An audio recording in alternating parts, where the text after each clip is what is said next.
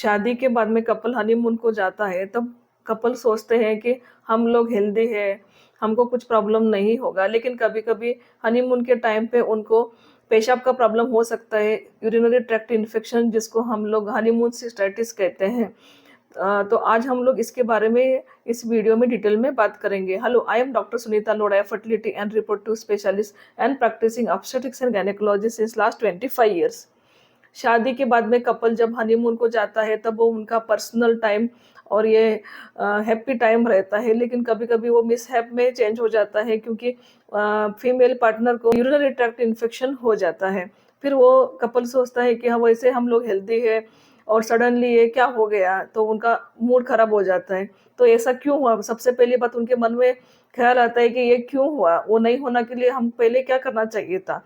तो आज हम लोग इसके बारे में डिटेल में बात करेंगे। जब वो कपल हनीमून को जाता है तब फीमेल पार्टनर को यूरिनरी ट्रैक्ट इन्फेक्शन होता है।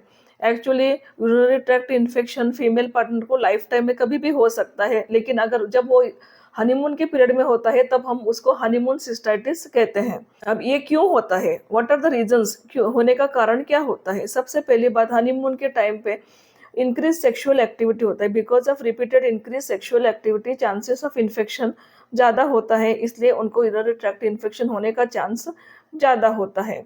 दूसरा रीज़न डिहाइड्रेशन।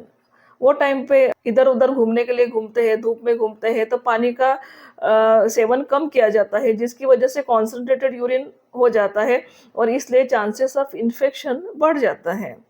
तीसरी बात, काफ़ी लोगों को पेशाब होल्ड करने की आदत रहती है। जब पेशाब आ रहा है तब immediately they don't evacuate the bladder.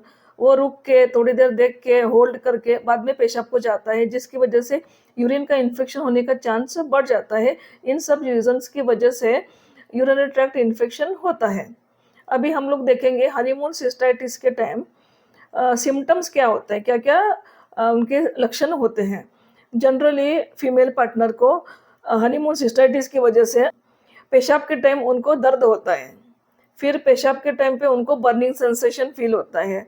साथ ही में उनको लोअर एब्डोमेन, नीचे की तरफ, पेट के नीचे की तरफ उनको दर्द हो सकता है या यूरिन में स्मेल भी आ सकता है। तो ये सभी सिम्टम्स हनीमून सिस्टाइटिस के होते हैं।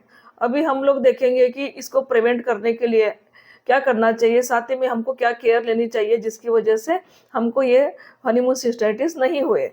सबसे पहली चीज़, जैसा मैंने आपको बताया कि हनीमून सिस्टाइटिस होने का main reason because of increase sexual activity during this time. तो आपको क्या खबरदारी लेनी है? बिफोर सेक्सुअल एक्टिविटी दोनों पार्टनर्स को अपने प्राइवेट पार्ट्स को अच्छी तरह से क्लीन करना चाहिए। Hygiene is very very important.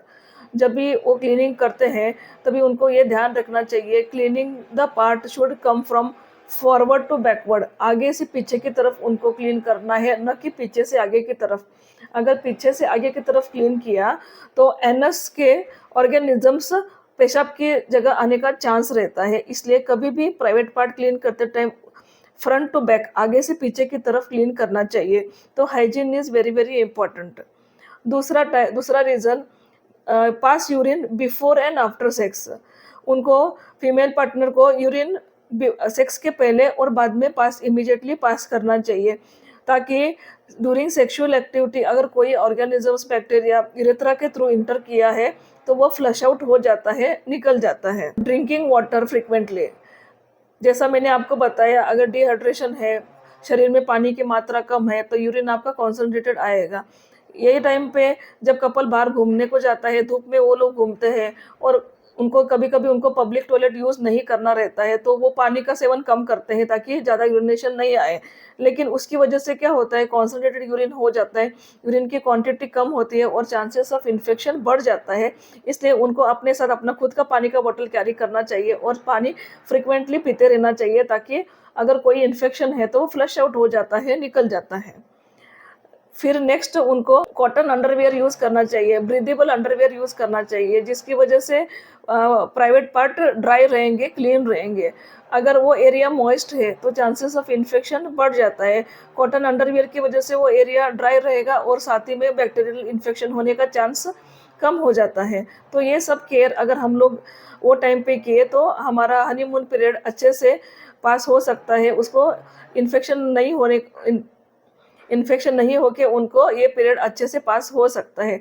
तो आज हमने इस वीडियो में हनीमून सिस्टर्टिस के बारे में डिटेल में जाना। ऐसे ही हम लोग प्रेगनेंसी, डिलीवरी, इनफर्टिलिटी और gynaec related videos regularly upload करते रहेंगे। आप उनको ज़रूर देखिए।